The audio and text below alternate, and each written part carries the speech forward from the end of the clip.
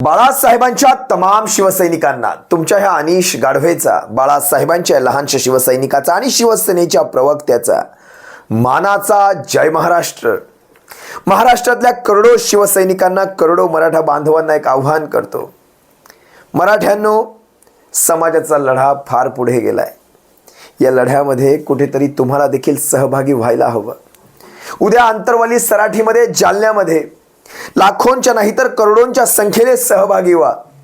आंतरवाली, सराठीमध्ये जरांगे पाटलांनी घेतलेल्या त्या विराट सभेमध्ये लाखोंच्या नाही करोडोंच्या संख्येने मराठ्यांनो सहभागी व्हा. कारण हे लढे पुन्हा पुन्हा होत नसतात.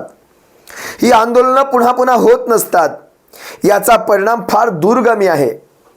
मराठ्यांच्या येणाऱ्या भविष्यातल्या पिढ्या तुमचे आमचे आभार नक्कीच मानतील. या आंदोलनाचा एक भाग व्हा. या आंदोलनाचा एक धागा व्हा. कुठेतरी तुमचा या आंदोलनात सहभाग असू द्या. लाखो करोडो मराठा बांधवांना मला पुन्हा आव्हान करायचं, या व्हिडिओच्या माध्यमातून आव्हान करायचं. आंतरवाली, सराठी, जालन्यामध्ये लाखोंच्या नव्हे तर करोडोंच्या संख्येने सहभागी व्हा. एक मराठा, लाख मराठा. मराठा बांधव असल्याचा एक अभिमान वाटतो. मी वारंवार मराठा आंदोलनावर शिवसेनेची भूमिका स्पष्ट केलेली आहे.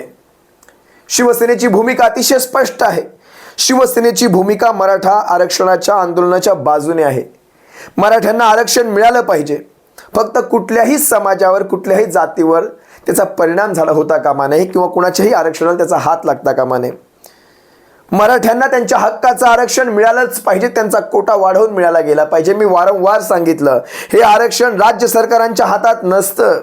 हे आरक्षण केंद्राच्या हातात असतं. कायदा बदलावा लागतो. वेळ प्रसंगी कायदा बदलावा लागतो. वेळ प्रसंगी कोटे वाढवून घ्यावे लागतात. राष्ट्रीय मागास आयोग असेल, राष्ट्रीय मागास आयोगाच्या अंतर्गत मराठ्यांना आर्थिक, शैक्षणिक आणि नोकऱ्यांच्या बाबतीत मागास सिद्ध करावं लागेल. गायकवाड समितीच्या आयोगाला कशा प्रकारे कुणी कुणी आक्षेप घेतले, मराठ्यांना या गोष्टी तुम्ही विसरता कामा नये. डंके की चोट पे, डंके की चोट पे म्हणणारे गुणरत्न सदावर्ते एसटी महामंडळाच्या आंदोलनाला कशा प्रकारे खाल्लं गेलं. कदाचित माझं हे बोलणं तुम्हाला वाकडं वाटेल, पण एसटी महामंडळाच्या आंदोलनाला खाल्लं गेलं.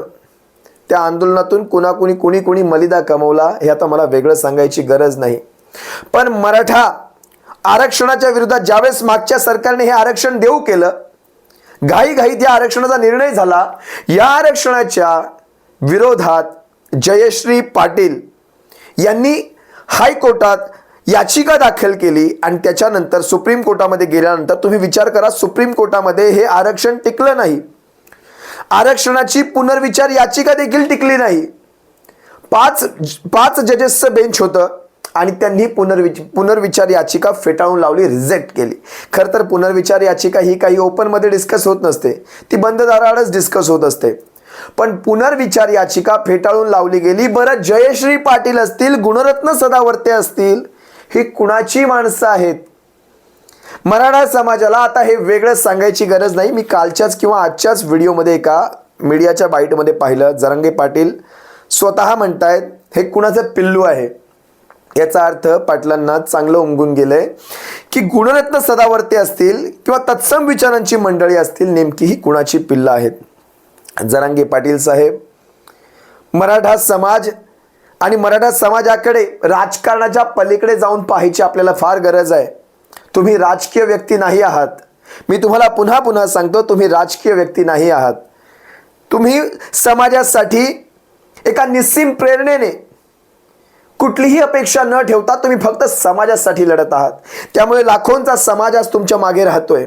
एका सर्वसामान्य व्यक्तीच्या मागे जेव्हा लाखोंचा समाज एकवटतो, तेव्हा काही ना काहीतरी तिथे कारण असतं. आज समाज तुमच्या मागे एकवटतोय आणि समाज तुम्हाला बळ देतोय.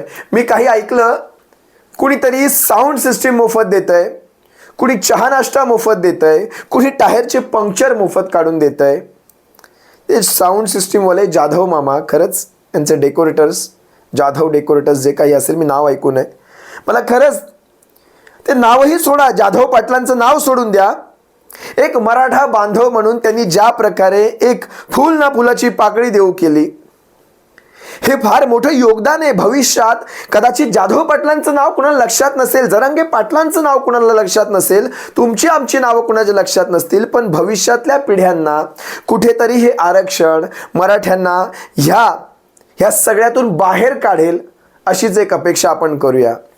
मी मगाशीही म्हणालो, आजवर लढलो. मराठ्यांना तुम्ही आजवर लढलात या मातीसाठी, या मातीच्या हक्कासाठी, या मातीचं स्वातंत्र्य अबाधित राहावं यासाठी तुम्ही आजवर लढलात. मराठ्यांनो, एक मराठा बांधव म्हणून याचा अभिमान वाटतो. पण कधीतरी आपल्याला एकवटावं लागेल ते आपल्या हक्कांसाठी. मराठ्यांनो, तुम्हाला एकवटावं लागेल, एकदा तरी तुम्हाला एकवटावं लागेल जातीसाठी. आजवर लढलात मातीसाठी, कधीतरी एकवटा मातीसाठी आणि जातीसाठी देखील. ते गाणं ज्यावेळेस आपण ऐकतो, आश्चर्यमुग्ध टाकुनी मागुती सेना, अपमान बुजविण्या सात अर्पुनी माना, छावणीत शिरले थेट भेट गनिमांना. छावणीत शिरले थेट भेट गनिमांना, खगसात जळाले अभिमानी वणव्यात. खगसात जळाले अभिमानी वणव्यात, वेळात मराठे वीर दौडले सात. वेळात मराठे वीर दौडले सात. प्रतापराव गुर्जरांचा तो पराक्रम अजून जरी कधी कानावर पडला ना, प्रतापरावांचा तो पराक्रम जरी कानावर पडला आणि सोबतच्या त्या 6 सवंगड्यांचा तो पराक्रम कानावर पडला ना, तर अंगावर अजूनही शहारे उभे राहतात. या हातांवर असे शहारे उभे राहतात. प्रत्येक मराठ्याच्या हातावर ते शहारे उभे राहत असतील. बरं, मराठा खरं पाहायला गेलं तर हा फक्त एका जातीसाठी लढलेला नाही, हा सबंध या हिंदुस्थानासाठी लढलाय, पानिपतापर्यंत लढलाय. ज्यावेळेस मराठा कमजोर झाला त्यावेळेस या महाराष्ट्रावर किंवा या देशावर तो इंग्रजांचा युनियन जॅक फडकलाय. तुम्हाला माहीत, ज्या वेळेस मराठा कमजोर झाला, ज्यावेळेस हा क्षत्रिय कमजोर झाला, त्यावेळेस सारी संस्थानं खालसा झाली, देश पारतंत्र्यात गेला. हा इतिहास आहे. ते म्हणतात ना, मराठ्याविना राष्ट्र गाडा न चाले. ह्या गोष्टी काही अशाच आलेल्या नाही आहेत. आपल्याला कुठेतरी या सगळ्या संकल्पनेच्या बाहेर जाऊन पाहावं लागेल. खरंच किती टक्के, मी मागेही तुम्हाला आकडेवाऱ्या सांगितल्या, जवळपास कित्येक टक्के म्हणजे जवळपास 99% मराठा याचं जे आर्थिक उत्पन्न आहे 99%. होय, मी 99% म्हणतो, कारण सारा मराठा म्हणजे ते 1% नाही आहे. ज्यांच्याकडे आर्थिक सढळ आहेत ते, सधन आहेत ते, ज्यांच्याकडे मेडिकल कॉलेजेस आहेत, ज्यांच्याकडे साखर कारखाने आहेत, ज्यांच्याकडे जिल्हा परिषदा आहेत किंवा बँका आहेत, हे सारे 1% असतील, पण बाकीचा सारा मागास आहे. ह्याच्याकडे पाहायला हवं, कारण एका पिढीनंतर दुसरी पिढीनंतर तिसरी पिढी सारीच्या सारी तीच गुलामगिरी करते. कुठेतरी याला छेद द्यायला हवा, हक्काचं आरक्षण हे मिळायला हवं. मला काही महत्त्वाच्या गोष्टी तुमच्यापर्यंत, कारण बघा, शेवटी समाजाने आतापर्यंत काय केलं, म्हणजे बरेच जण त्याचा मागचा दाखला देतात. आतापर्यंत समाजाने काय केलं, कुणावर काय झालं, अरे ते सगळे दिवस सोडा, तो इंग्रजांचा जमाना गेला, आता काय चाललंय त्याच्यात पाहायला हवं. या गोष्टी आपल्याला पाहायला हव्यात. मला याच्यात राजकारण कुठे आणायचं नाहीये, पण 1-2 गोष्टी राजकीय मला दिसतात. गुणरत्न सदावर्ते असतील किंवा तत्सम मंडळी असतील, यांना ह्यापासून लांब ठेवायला हवं, कारण ही कुणाची तरी विशिष्ट पद्धतीने कामं करतात. विशिष्ट पद्धतीने या आंदोलनात संपवायचं काम केलं जाऊ शकतं. मागचंच तुम्ही ह्यांचं छगन भुजबळांचं उदाहरण घ्या. छगन भुजबळ म्हणतात 100, 110, 120 एकर जमीन मिळते कुठून, 10 कोटी रुपये येतात कुठून. छगन भुजबळ साहेब, तुमची वैचारिक पातळी आम्हाला कळाली, पण तुम्ही चुकूनही ओबीसी बांधवांमध्ये आणि मराठ्यांमध्ये भांडण लावायचा प्रयत्न करू नका. ओबीसी बांधव म्हणजे छगन भुजबळ नव्हे. ओबीसींच्या कोट्याला कुठेही हात न घालता मराठ्यांना त्यांच्या हक्काचं आरक्षण संविधानाच्या चौकटीत राहून कशा प्रकारे मिळवून देता येईल यासाठी सर्व पक्षांनी प्रयत्न करावेत. कुठेही ओबीसी बांधवांच्या आरक्षणाला हात न घालता, कुठेही कुणाच्याही आरक्षणाचा कोटा कमी न करता. कारण शेवटी कसं आहे, ज्याला बघा, ताट शेवटी एकच आहे. त्या ताटामध्ये पदार्थ तेवढेच आहेत. तुम्ही त्याच पदार्थांमध्ये 100 लोक जेवायला घालणार आणि त्याच पदार्थांमध्ये 200 लोक जेवायला घालणार, याला अर्थ नाही. तुम्हाला ताटातलं जेवण वाढवावं लागेल, त्या ताटाची लांबी रुंदी वाढवावी लागेल, त्यातले पदार्थ आणि त्याची संख्या, त्याचा जिन्नस वाढवावा लागेल. सिंपल आहे. याच्यापेक्षा जास्त सोप्या भाषेत आम्ही समजावू शकत नाहीत. उद्या सगळ्यांनी बघा, जेव्हा मराठा सात मराठे लढतात, तो बेहलोल खान विचार करतो एवढा मोठा हा सारा फौज फाटा, याच्यावर 7 मराठे, ती जिगरा कुठून येतो तो आतमध्ये, याच्यावर लढण्याचा तो जिगरा कुठून येतो. मग विचार करा, जेव्हा ही लाखोंची करोडोंची गर्दी तिथे उसळेल, कुणाला गर्दीस मिळवतील. विचार करा तुम्ही, मराठ्यांची गर्दी कुणाला उद्या गर्दीस मिळवेल याचा विचार करावा. जरांगे पाटील साहेबांना मला आव्हान करायचं आहे, साहेब राजकारणाचाही थोडा विचार करा. तुम्हाला 30-35 दिवसांचं तुम्हाला काय ते वचन देऊन गेले दाढीवाले, ज्यांच्याविषयी संभाजी भिडे म्हणत होते हा लुच्चा नाही. कोण? एकनाथ शिंदे लुच्चा नाही, फडणवीस लबाड नाही, आणि हा काळजी घेणारा आहे अजित पवार. जेव्हा संभाजी भिडेंसारख्या व्यक्तीला, सामाजिक आयुष्यात एवढं आयुष्य काढणाऱ्या व्यक्तीला जर ह्यांच्यातली लुच्चेगिरी, लबाडगिरी आणि काळजी घेणाऱ्या व्यक्तीच कळल्या नसतील, तर जरांगे पाटील साहेब कुणाला जवळ बसवायचं आणि कुणाला लांब करायचं हे देखील आपल्याला पाहावं लागेल. त्यानंतर विचार करा, जवळपास 30 दिवसांचा आता अवधी संपला. 30 दिवस झाले जवळपास. 30 दिवसांमध्ये एक गोष्ट घडली नाही. मराठा आरक्षणाच्या बाबतीत ना विशेष अधिवेशन घेतलं गेलं, ना दिल्लीमध्ये ह्याच्यावर कुठल्या बैठका झाल्या, ना ह्याच्यावर कुणाशी भेट झाल्या, मुख्यमंत्र्यांच्या असतील किंवा उपमुख्यमंत्र्यांच्या असतील, कुणाच्या काहीही भेटीगाठी नाहीत. सारं ह्यांचं राजकारण आहे तसं चाललंय. मग नेमका सरकारने हा वेळ मागितला कशासाठी होता हे तुम्हाला देखील समजायला हवं होतं. सरकारने तुमचं आंदोलन त्या परिस्थितीत मोडून काढायचं ठरवलं होतं, त्यासाठी हा सारा खटाटोप करण्यात आला होता आणि तुम्ही त्याला बळी पडलात. आपल्याला राजकारणामध्ये बघा, शेवटी काय होतं, युद्धात जिंकतो आणि तहामध्ये हरतो. आपण युद्धात जिंकलो, आपण आरक्षणाच्या त्या उपोषणामध्ये आपण शेवटच्या अंतिम टप्प्यावर होतो. आरक्षणाचा विजय असा समोर दिसत होता. ठीक आहे, तुमच्या मनातही काही राजकीय सूझबूझ असेल, तुम्ही काहीतरी विचार केलाच असाल नक्की, त्याविषयी माझ्या मनात शंका नाही.